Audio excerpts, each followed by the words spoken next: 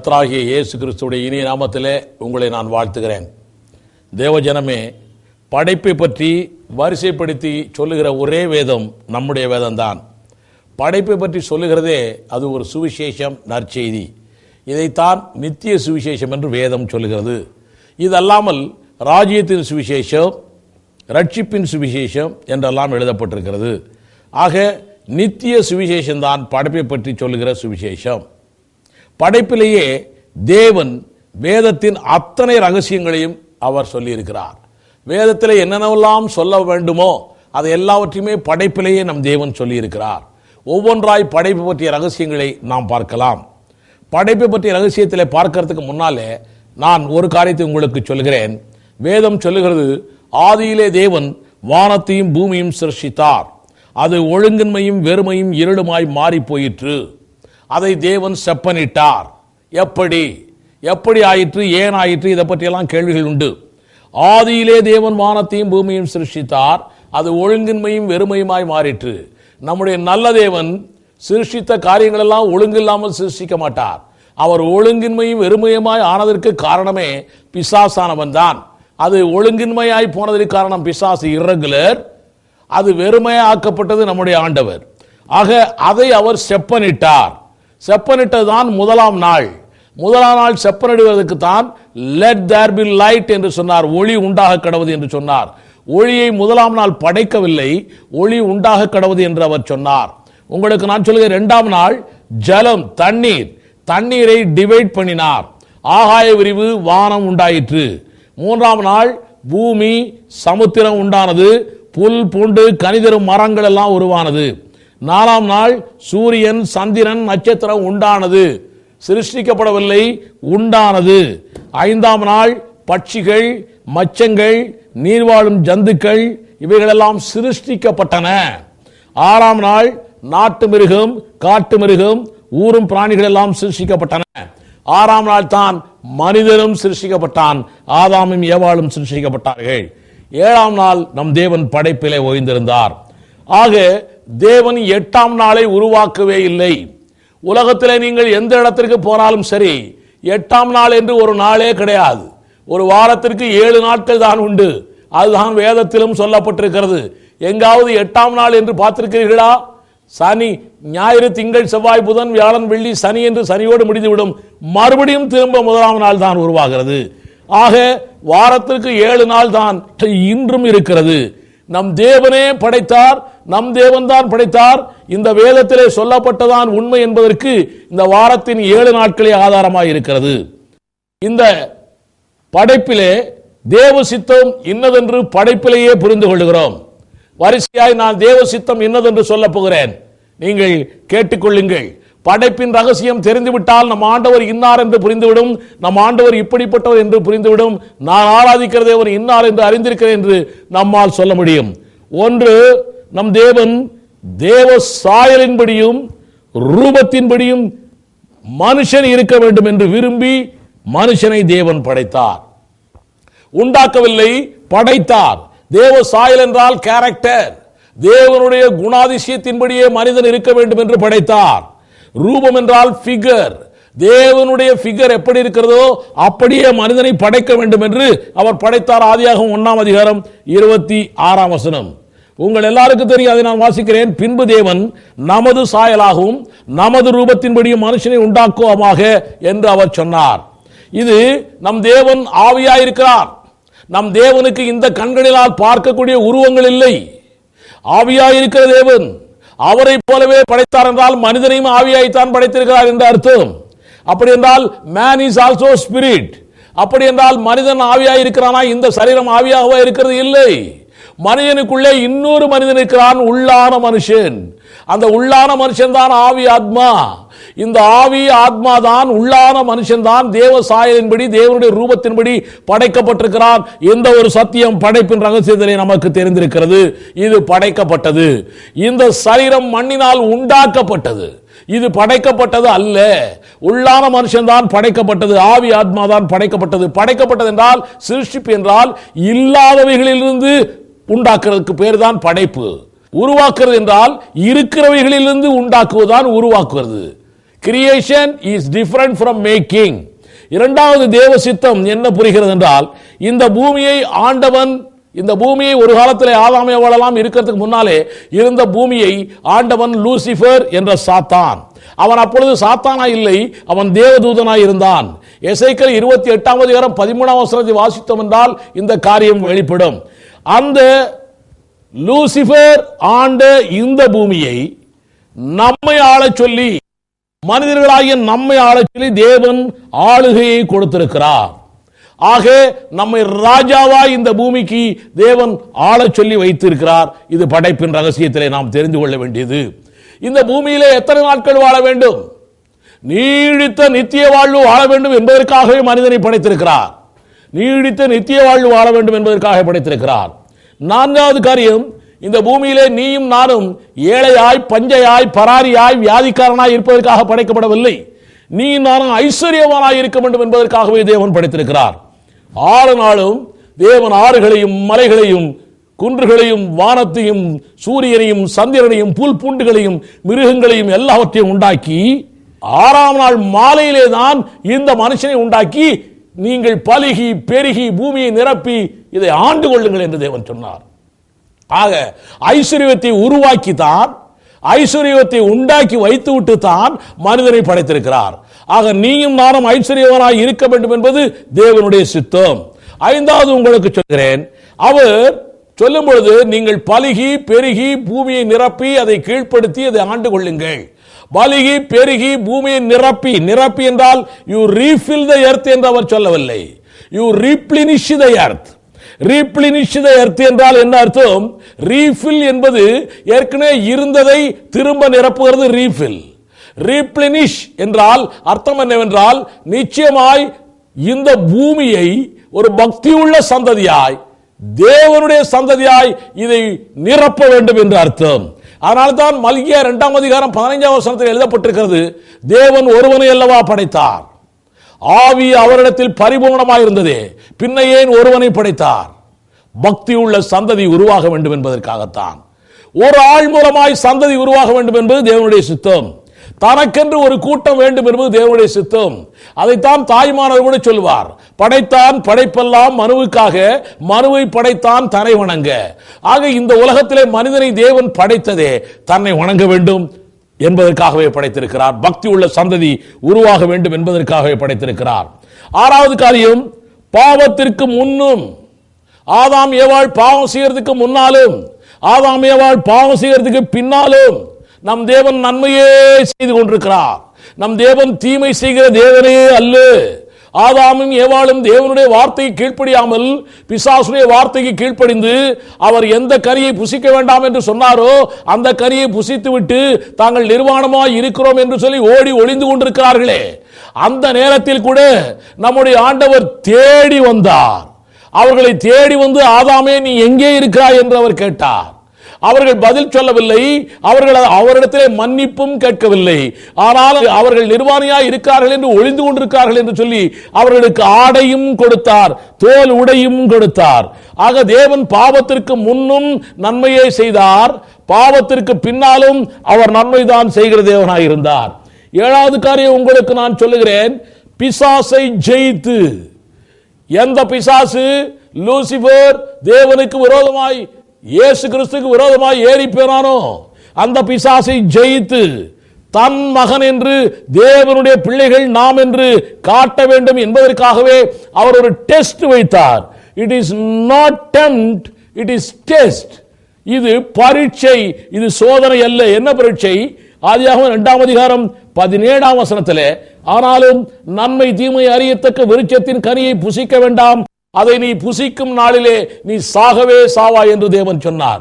ஆக ஒரு டெஸ்ட் வைத்தார். இந்த டெஸ்ட்ல என்னுடைய மகன் பிசாசை ஜெயித்து விட்டான் என்று அவர் சந்தோஷப்பட வேண்டும். ஆனால் அந்த மகன் தோற்று போனான். ஆனாலும் தேவன் விட்டபாடில்லை, நம் மேலே இன்னும் இரக்கம் காட்டி நமக்காய் ஜீவனை கொடுத்து ரட்சித்திருக்கிறார். 8வது காரியம், டெஸ்டிலே அவன் தோற்று போனான். தோற்று போனாலும் விடுறதே இல்லை, அவர் தூக்கி எடுக்க ஓடி வருகிறார்.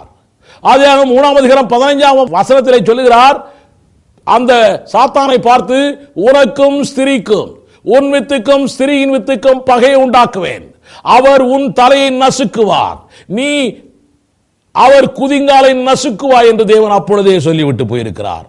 ஆக தோற்று போன இந்த மனுக்குலம் ஜெயிக்க வேண்டும் என்று அவர் விரும்புகிறார்.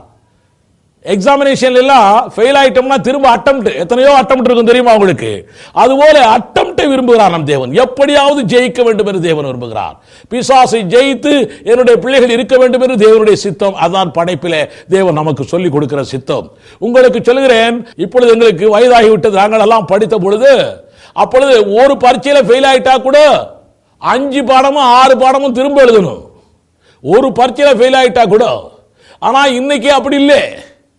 அப்படி 5 பாடமும் 6 பாடம், ஒரு பரீட்சையில ஃபெயில் ஆனவன் 5-6 பாடத்தையும் மறுபடியும் எழுதும் போது ஃபெயிலான பாடம் பாஸ் பண்ணிடுவான், ஏற்கனவே பாஸ் பண்ண பாடம் ஃபெயில் ஆயிடுவான்.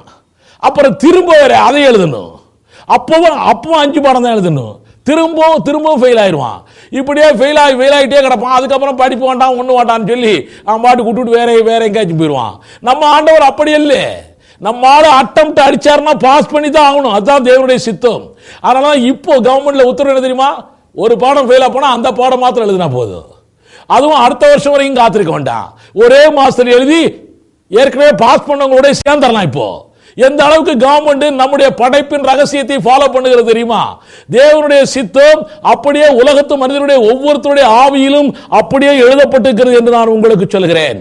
இன்னொரு காரியம், பாவ மன்னிப்பு கொடுக்க வேண்டும் என்பது தேவனுடைய சித்தம். அதனால தான் ஆதாம் ஏவாளிடத்திலே அவர் கேள்வி கேட்டார். என்னப்பா தப்புன்னீங்களா, என்ன விஷயம் கேட்டாரு. அவங்க ஒருத்தரும் பதிலே சொல்லல. ஒருத்தர் கூட நான் தெரியாம பண்ணிட்டேன் எவனான்னு சொல்லியிருந்தா அப்பொழுதே பிரச்சனை முடிந்திருக்கும். ஆதாமை கேட்டால் ஏவாள் என்னை கொடுத்தால் சாப்பிட்டேன்றான். ஏவாளை கேட்டா இந்த சாத்தான் என்னை கெடுத்து விட்டது என்று சொல்லுகிறாள். ஆண்டவர் சாத்தானிடம் கேட்கவில்லை. கேட்டிருந்தா என்ன தெரியுமா? இந்த சாத்தான் நான் தெரியாம பண்ணிட்டேன் மன்னிப்பு கேட்டிருப்பான். அந்த சாத்தானுக்கு மன்னிப்பு கொடுக்க வேண்டிய கட்டாயம் வந்துவிடும். சாத்தானுக்கு மன்னிப்பு கொடுத்து விட்டால் சாத்தானுடைய கூட்டம் இந்த பூமியை மறுபடியும் ஆள ஆரம்பித்து விடும். தேவனுடைய படைப்பின் ரகசியம், படைப்பின் திட்டம், மனுஷன் இந்த பூமியை ஆள வேண்டும் என்ற திட்டம் மாறி போகும். அதனால உன்மேலும் என் மேலும் இறக்க வைத்து நம்முடைய ஆண்டவர் சாத்தானிடம் இந்த கேள்வியை கேட்கல. நம்மிடத்தில் மாத்திரம், நம்முடைய ஆதி பெற்றோர்களிடம் மாத்திரமே கேள்வி கேட்டார். அதிலே திருத்துவம் புரிகிறது. ஒரே தேவன் 3 ஆழ்த்தத்துவமாய் இருக்கிறார் என்ற ஒரு காரியம் படைப்பிலே தெரிகிறது. காட், ஆதியிலே தேவன் வானத்தையும் பூமியும் சிருஷ்டித்தார். தேவன் நம்மை போல சிருஷ்டித்தார். இவன் பாவம் செய்த பிறகு மனிதன் நம்மில் ஒருவனை போல ஆனான் என்றெல்லாம் எழுதப்பட்டிருக்கிறது. சிங்குலர் இல்லை, ப்ளூரல்.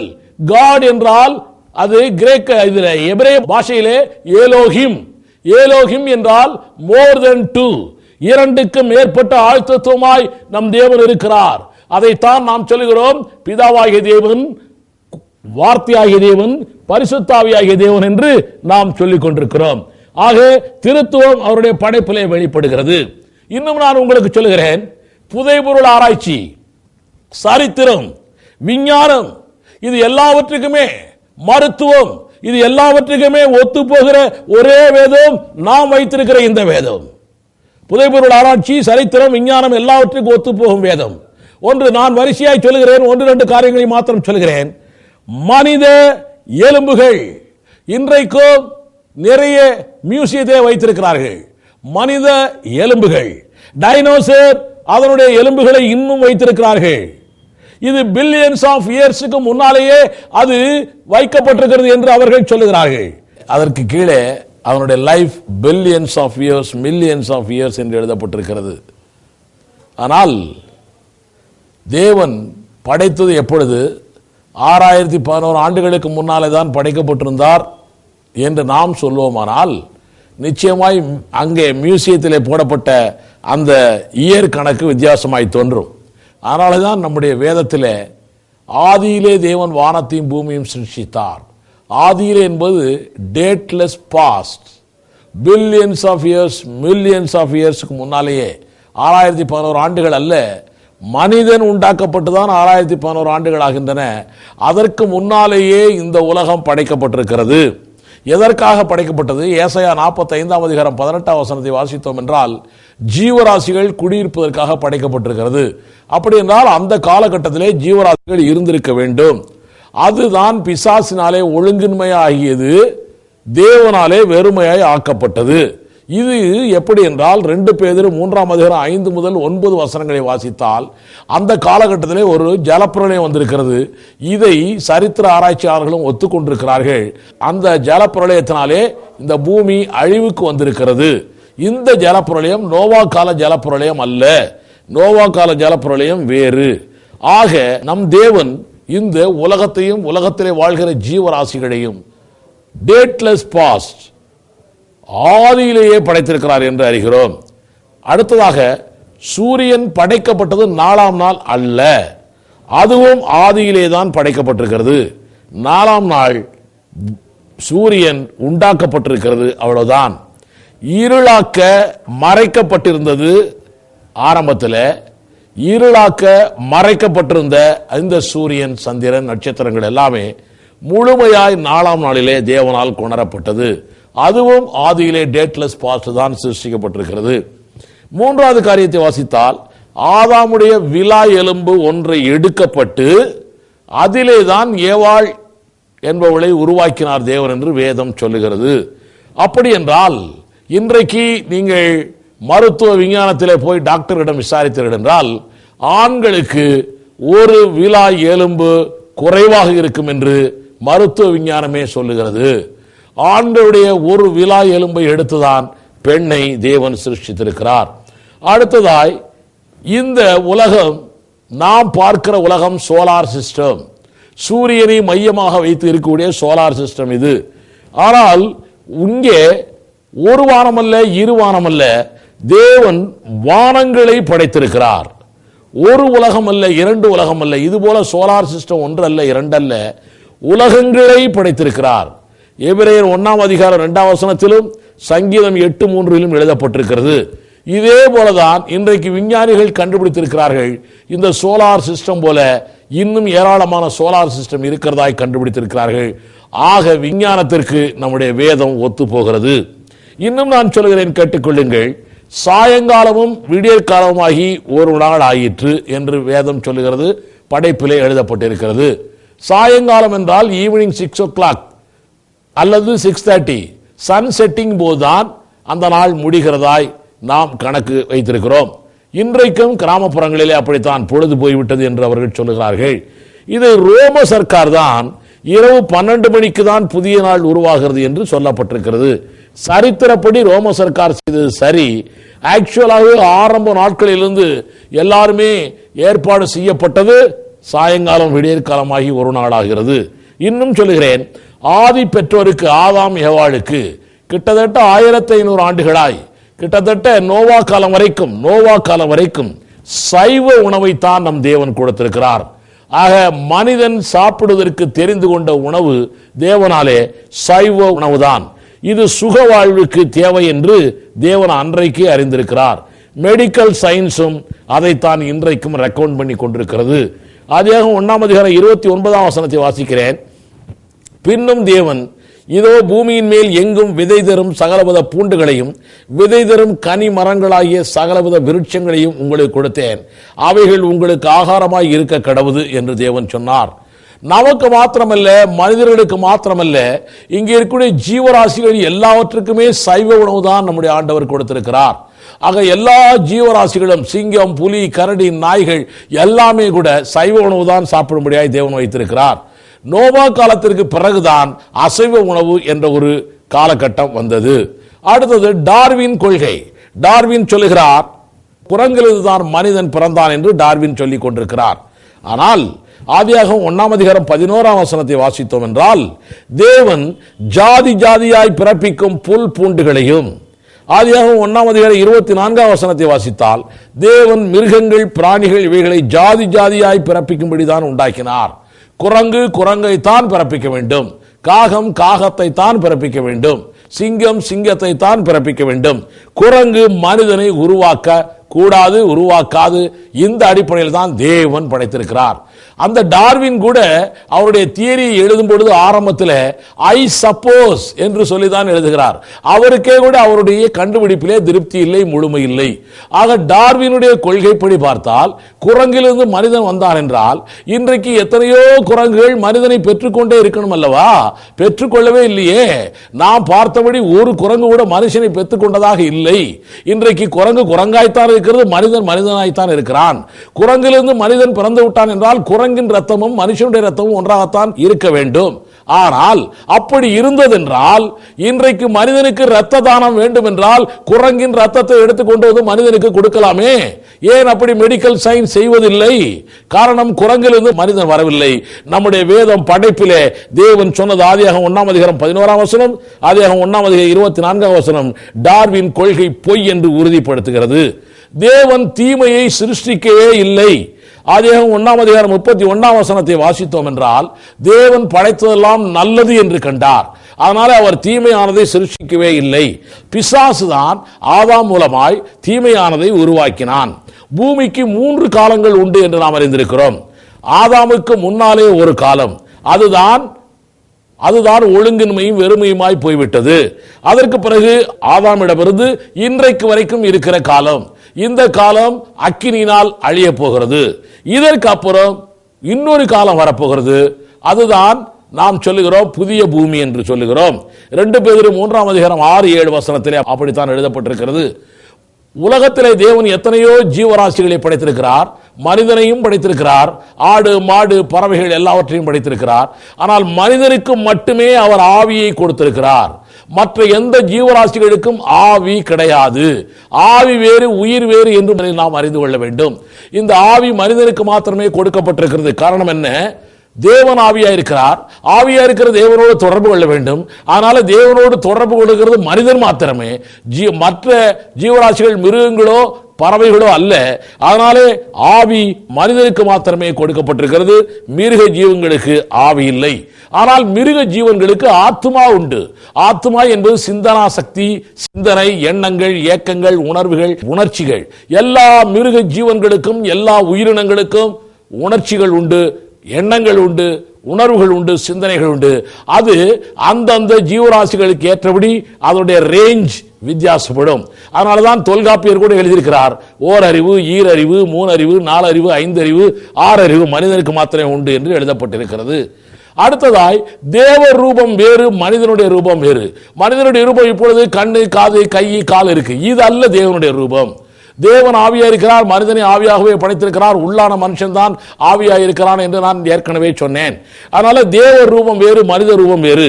இயேசு கிறிஸ்து மனித ரூபமானார் என்று பிலிப்பியர் 2:6-8 சொல்லப்பட்டிருக்கிறது.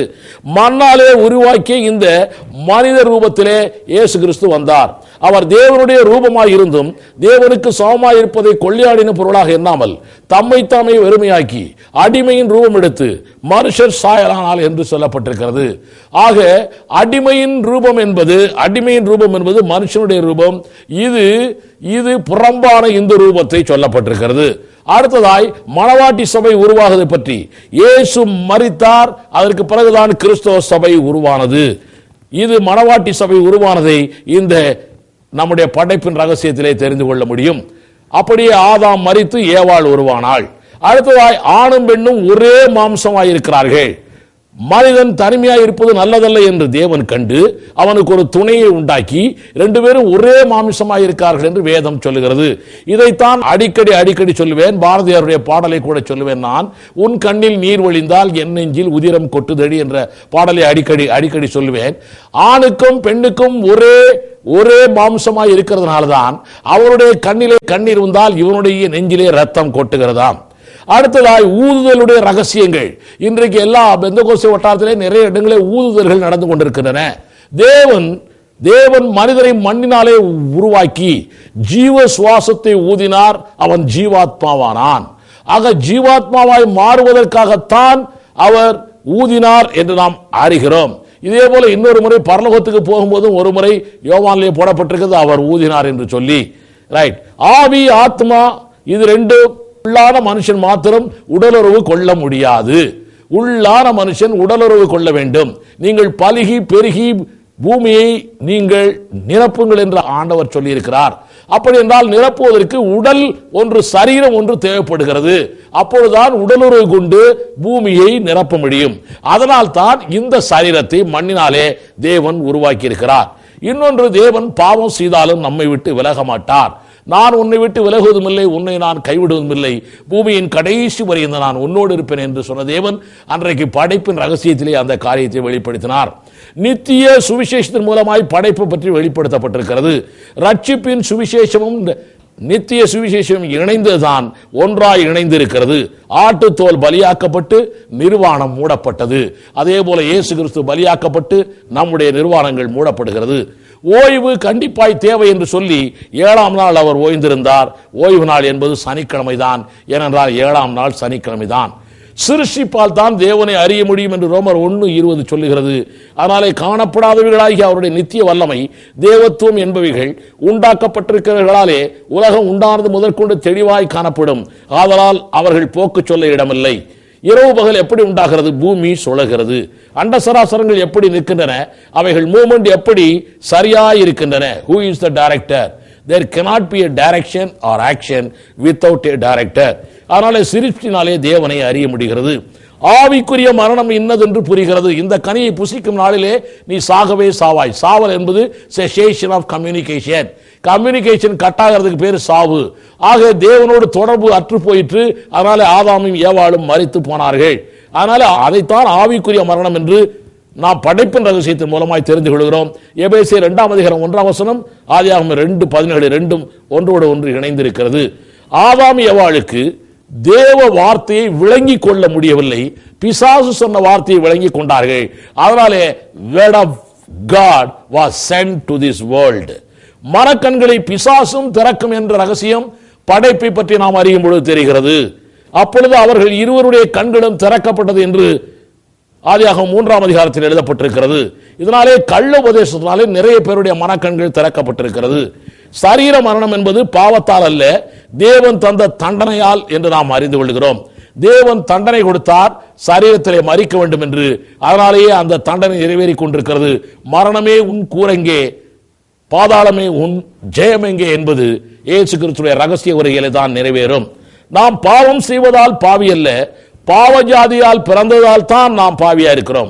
அதனால பாவி பாவி என்று பாவம் செய்யறதுனால அல்ல, பாவ ஜாதியில் பிறந்ததனால் தான் நாம் பாவியா இருக்கிறோம். இது படைப்பினாலே நமக்கு தேவன் வெளிப்படுத்திய காரியம்.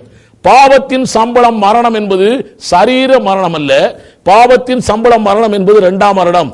இது நம்முடைய பாவத்தாலே நாமே தேடிக் கொள்ளுகிற மரணம். பாவ அறிக்கை நமக்கு கண்டிப்பாய் தேவை. அதை தேடித்தான் ஆதாமும் ஏவாளும் வந்தார்கள். பிசாசுக்கு தேவன் பெர்மிஷன் அப்போதைக்கு கொடுப்பதில்லை என்று நாம் படைப்பின் மூலமாய் அறிகிறோம்.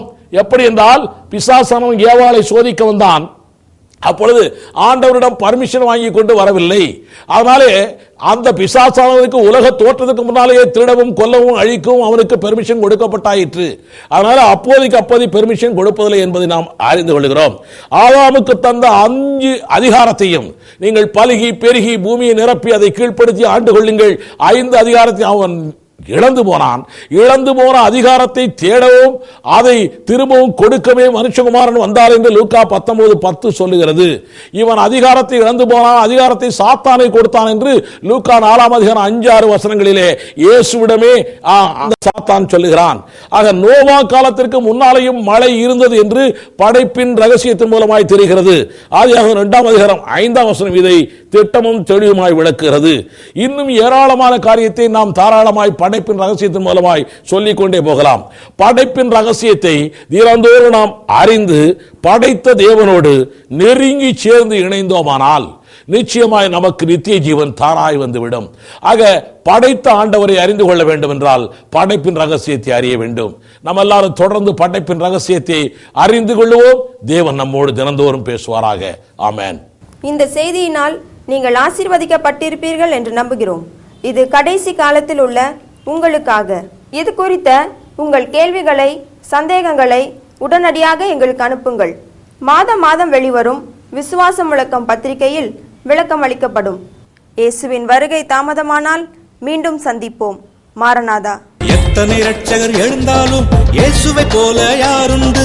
எத்தனை அன்பு வந்தாலும் இவருக்கு இணையாய் ஏதுண்டு? இயேசுதானே இரட்சகர், இவரே அன்பின் வித்தகர். இயேசுதானே இரட்சகர், இவரே அன்பின் வித்தகர். என்றும் இதையே கூறுவேன், இதயம் மகிழ்ந்து பாடுவேன். என்றும் இதையே கூறுவேன், இதயம் மகிழ்ந்து பாடுவேன். எத்தனை இரட்சகர் எழுந்தாலும் இயேசுவை போல யாருண்டு? எத்தனை அன்பு வந்தாலும் இவருக்கு இணையாய் ஏதுண்டு?